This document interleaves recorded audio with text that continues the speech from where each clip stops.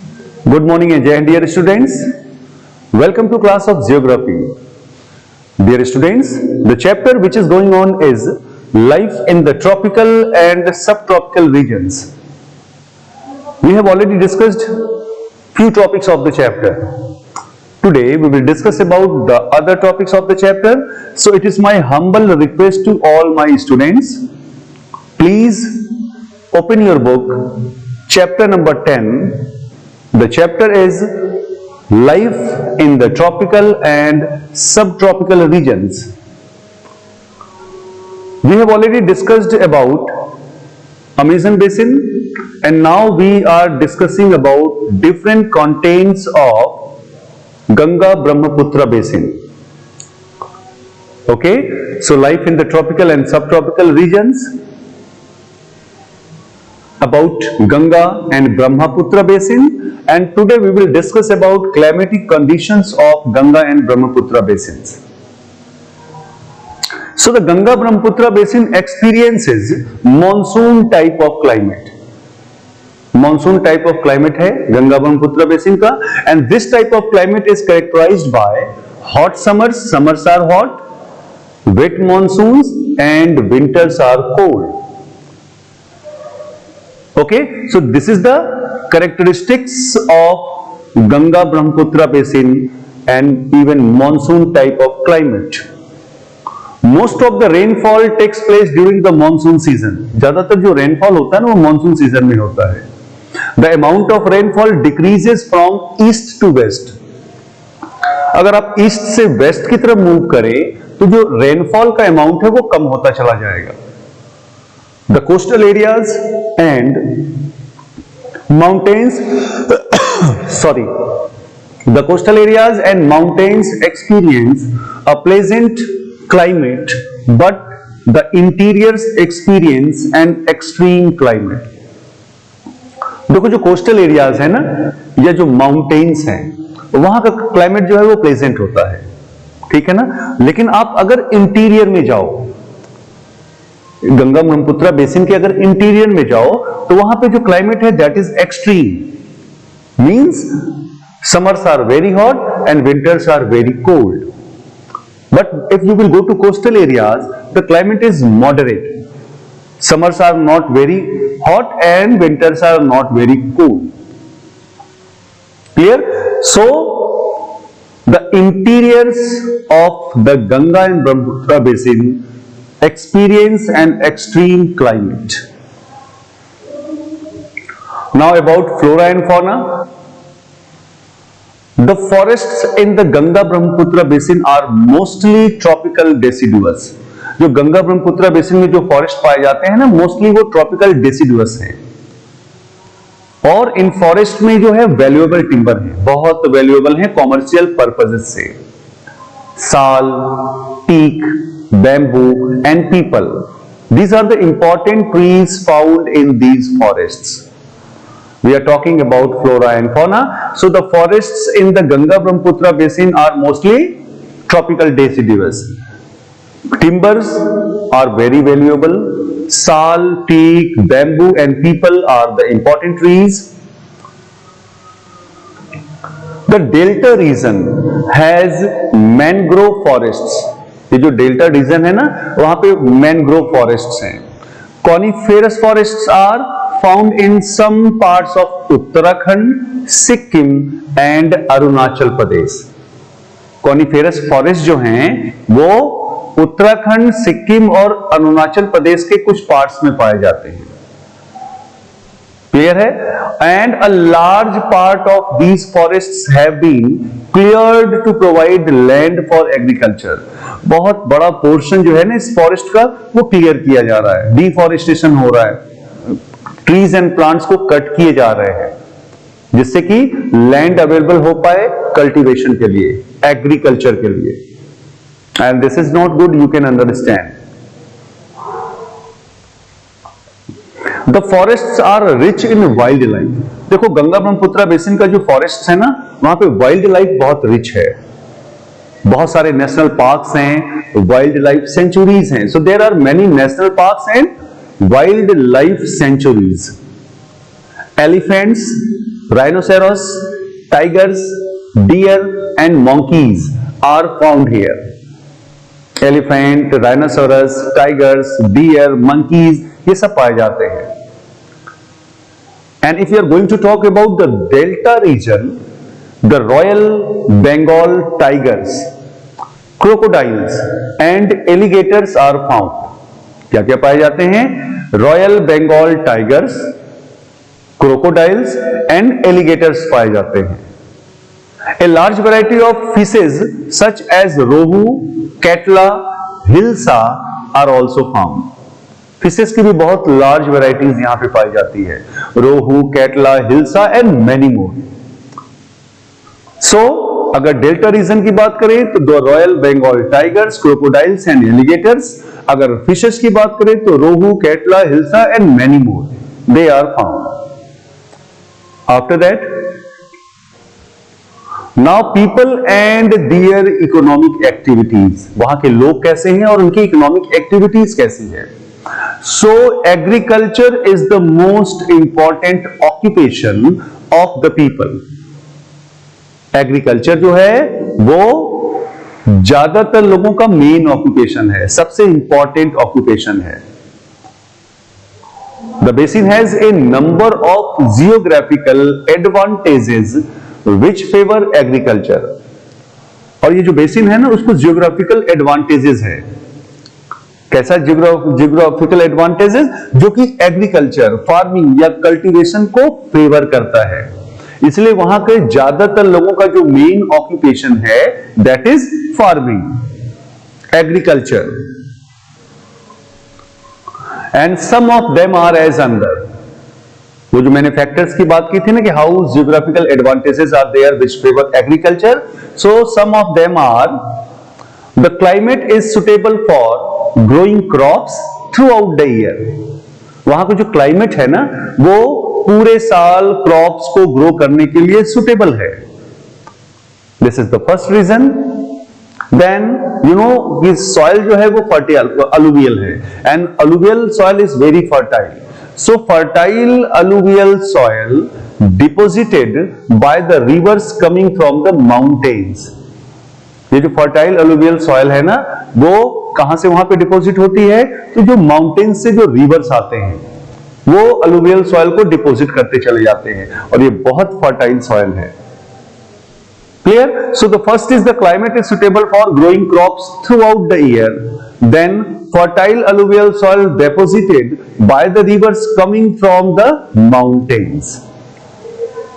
उसके बाद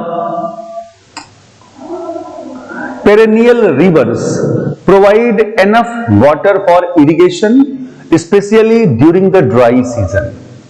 देखो ये जो perennial rivers हैं वो इतना वाटर प्रोवाइड कर देते हैं जिससे कि इरिगेशन हो जाए, और खासतौर से तब जब सीजन ड्राई हो, जब रेनफॉल बहुत कम हो, ऐसे समय में इतना वाटर अवेलेबल होता है इन रिवर्स के पास कि जिससे इरिगेशन आराम से हो जाए.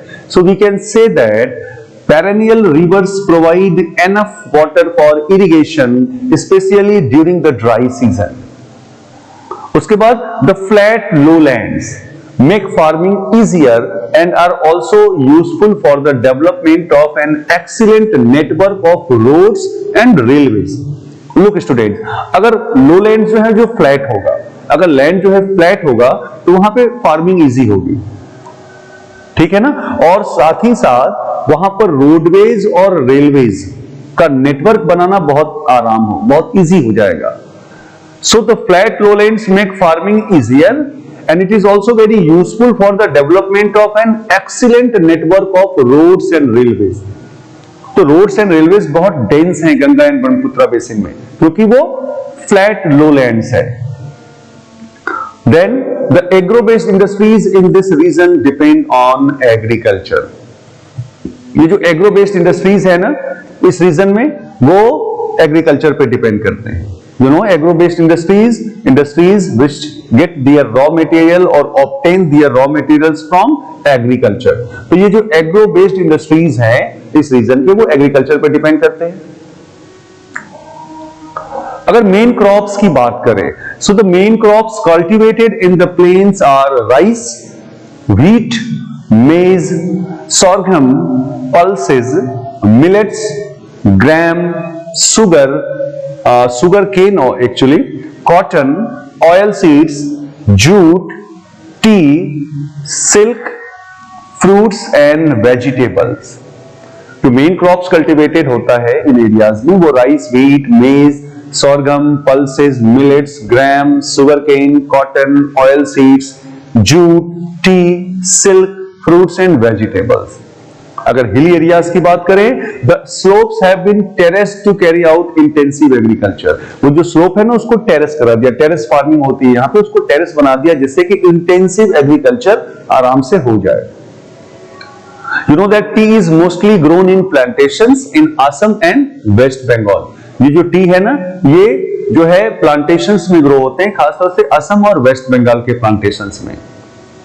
Silk worms are reared in Bihar, west Bengal and Assam. ये जो सिल्क वॉर्म्स है ना, वो बिहार, वेस्ट बंगाल एंड असम में रेयर किए जाते हैं for the purpose of production of silk.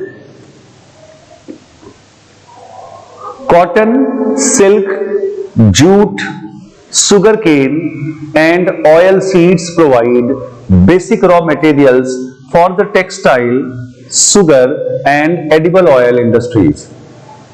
ये जो कॉटन है, silk, jute, sugar cane and oil seeds, वो रॉ मटेरियल्स देते हैं किसको किसको? टेक्सटाइल इंडस्ट्रीज को, सुगर इंडस्ट्रीज को और एडिबल ऑयल इंडस्ट्रीज को. Cotton and silk for textile industries, sugar cane for sugar industries and oil seeds for edible oil industries. The cultivation of the food crops has priority over cash crops. ये जो cultivation है ना food crops का, वो cash crops पर उस पर priority है, यानी वहां पे फूड क्रॉप्स ज्यादा ग्रोन कराते हैं अगर उसको कंपेयर करें कैश क्रॉप्स से. तो Clear? Okay. Most of the people in the Ganga Brahmaputra basin live in the villages. ज्यादातर जो लोग हैं गंगा ब्रह्मपुत्र बेसिन के, वो विलेजेस में रहते हैं. ठीक है, I'm talking about Ganga Brahmaputra basin. ज्यादातर लोग कहां रहते हैं? विलेजेस में रहते हैं. And villages are also known as rural areas. So in the rural areas, apart from agriculture, many cottage and small scale industries have also developed. देखो, जो रूरल एरियाज हैं उनका सबसे इंपॉर्टेंट वहां पे इकोनॉमिक एक्टिविटी क्या है? That is agriculture. लेकिन एग्रीकल्चर के अलावा भी वहां पे कॉटेज और स्मॉल स्केल इंडस्ट्रीज लोगों ने डेवलप किया है. लोगों ने स्मॉल स्केल इंडस्ट्रीज और कॉटेज इंडस्ट्रीज को सेटअप किया है. The life style of the rural people is improving as their income is increasing. वहां के लोगों का भी लाइफ स्टाइल जो है ना, वो इंप्रूव कर रहा है. क्यों? क्योंकि उनकी इनकम इंक्रीज कर रही है. ठीक है ना, आपकी इनकम इंक्रीज करेगी तो आपका लाइफ स्टाइल या लिविंग स्टैंडर्ड है वो हाई होता जाएगा. तो वहां जो गांव के लोग हैं उनकी इनकम बढ़ रही है, दैट्स वाई उनका जो लिविंग स्टाइल है, लाइफ स्टाइल है, वो इंप्रूव हो रहा है. The plains are more populated than the mountains areas. देखो, प्लेन्स जो है वो ज्यादा पॉपुलेटेड है माउंटेनस एरियाज में. माउंटेनस एरियाज में पॉपुलेशन कम है एंड प्लेन्स में पॉपुलेशन ज्यादा है. A number of cities with a population of more than 10 lakhs have developed along the banks of rivers. बहुत सारे cities बने हैं कहां पर? नदियों के किनारे, banks of river में. More than 10 lakhs population वाले बहुत सारे cities डेवलप हुए हैं. उनमें से कानपुर, इलाहाबाद, वाराणसी, पटना, कोलकाता एंड गुवाहाटी बहुत इंपॉर्टेंट सिटीज हैं. आपको अपना शहर वाराणसी भी रिवर बैंक पे है, गंगा नदी के किनारे है. ठीक है ना. सो बहुत सारे जो है number of cities with A population of more than 10 lakhs have developed along the banks of river. उसमें से कानपुर, इलाहाबाद, वाराणसी, पटना, कोलकाता एंड गुवाहाटी है. The Ganga Brahmaputra basin has a well developed system of transport and communication. देखो, ये जो basin है ना गंगा ब्रह्मपुत्र, वहां पे ट्रांसपोर्ट और कम्युनिकेशन जो है वो बहुत डेवलप्ड कंडीशन में है. वेल डेवलप्ड सिस्टम है ट्रांसपोर्ट का और कम्युनिकेशन का. The reverse provide inland waterways. जो रिवर्स है वो इनलैंड वाटरवेज प्रोवाइड करते हैं. और जो डेंस नेटवर्क है रोड्स एंड रेलवेज का, मैंने बताया था ना कि Ganga and Brahmaputra basin flat lowland है, तो वहां पर रेलवेज और रोडवेज बहुत बेहतर ग्रो किया। तो dense network of roads and railways has help the growth and development of trade, industries and tourism. देखो सीधी सी बात है कि अगर रोड्स और रेलवेज का नेटवर्क डेंस है किसी एरिया में, तो डेफिनेटली वहां पे trade, industries and tourism will be develop, वो ग्रो करेंगे, डेवलप करेंगे। Kolkata is a busy port on the Hooghly river. Kolkata जो है हुगली रिवर का बहुत बिजी पोर्ट है, और ज्यादातर जो बड़े शहर है, the most of the big cities are linked by air services. जो बड़े शहर हैं वो एयर सर्विसेज के थ्रू कनेक्टेड हैं गंगा ब्रह्मपुत्र बेसिन के। Clear? So dear students, we have discussed many topics of the chapter. We discussed about climate, flora and fauna. We discussed about the different types of economic activities done by people. We also discussed about how the condition of the Ganga and Brahmaputra help trade and other things. Then we have to discuss that how Ganga and Brahmaputra basin provide a suitable land for cultivation. तो मैंने पहले कहा कि वहां का जो land है, गंगा पुत्र का जो लैंड है, that is flat low land. वो जो है ना फ्लैट लो लैंड है, और बहुत इजी होता है फ्लैट लो लैंड पे farming is easier on flat low land than mountainous areas and other parts. साथ में मैंने ये भी कहा था जो पेरेनियल रिवर्स हैं which come from mountains, they deposited alluvial soil in this basin. इस बेसिन में जो पेरेनियल रिवर्स हैं माउंटेन्स से जो आते हैं, वो अलुवियल सॉइल को डिपोजिट करते हैं। And you know alluvial soil is very much fertile, बहुत फर्टाइल सॉइल है। तो इसलिए वहां पे कल्टीवेशन, जो ज्यादातर लोगों का जो मेन इकोनॉमिक एक्टिविटी है वो कल्टीवेशन है। वैसे तो लोग स्मॉल स्केल इंडस्ट्रीज भी वहां पे डेवलप किया है, उन्होंने कॉटेज इंडस्ट्रीज डेवलप किया है। Then also the main economic activity और main important occupation is farming. मैंने साथ में ये भी कहा कि जो क्लाइमेट है गंगा ब्रह्मपुत्र बेसिन का, that is also very much favourable, and even there is geographical advantages for farming के लिए जो geographical advantages है वो बहुत है। साथ ही वहां पे जो लैंड है वो फ्लैट है, फ्लैट लो लैंड है। वहां का जो सॉइल है that is alluvial soil, that is very much fertile, and these all help in cultivation. मैंने ये कहा कि जो वहां का लैंड है that is low and flat. Then you know that if land is low and flat, then it is easy to spread railways and roadways there. अगर land flat है तो वहां पे रोडवेज और रेलवेज बनाना बहुत इजी है। And that's why there in the Ganga and Brahmaputra basin, roadways and railways, we can say that there is dense network of roadways and railways. वहां पे रोडवेज और रेलवेज का डेंस नेटवर्क है। और इसका फायदा क्या है? The advantage of this is it helps in the growth and development of trade, growth and development of other activities.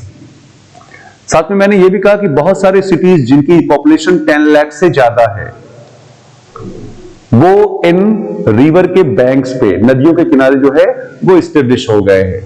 Kanpur, Allahabad, even your city Varanasi. So the Ganga and Brahmaputra basin has its own importance for the purpose of cultivation, or you can say for the purpose of agriculture and for the purpose of other trading activities. So dear students, we have discussed few topics of the chapter today. And it is my humble request to each and everyone that please read all the topics carefully. And if you have any query, please you can ask it through WhatsApp. So we will meet in next class. Till then, thank you and have a nice day.